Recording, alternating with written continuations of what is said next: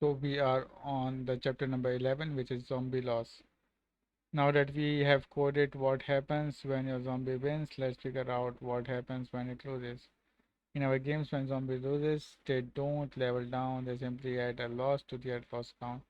And their cooldown is triggered, so they have to wait a day before attacking again. To implement this logic, we'll need an else statement. Else statements are written just like in a JavaScript and many other languages. That is. Now let's put it to the test. Let's write the else statement. That is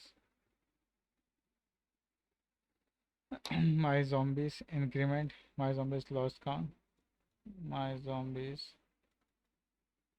it is my zombies lost count plus plus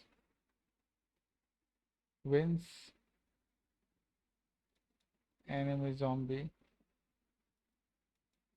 win count incremented it. Run the underscore trigger cooldown function. Trigger cool down function on my zombie.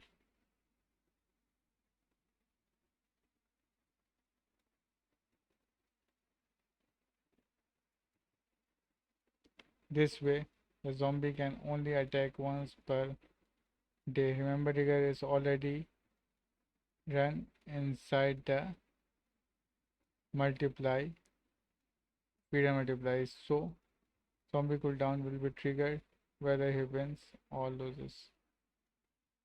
Okay, so we don't need to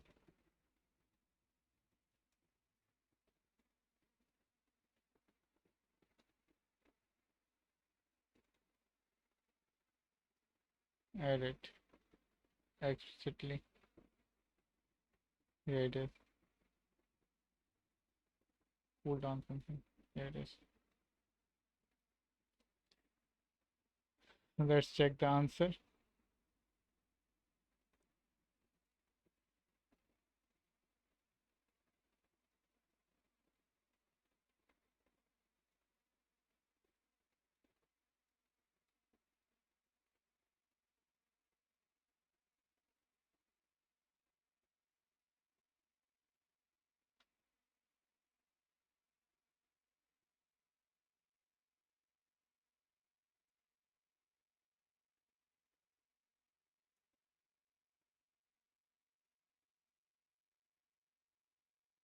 I think we have to call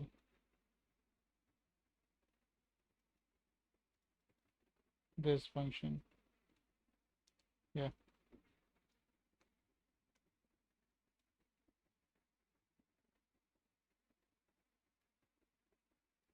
yes. So that's it from chapter number 11. Now let's move on to chapter number 12.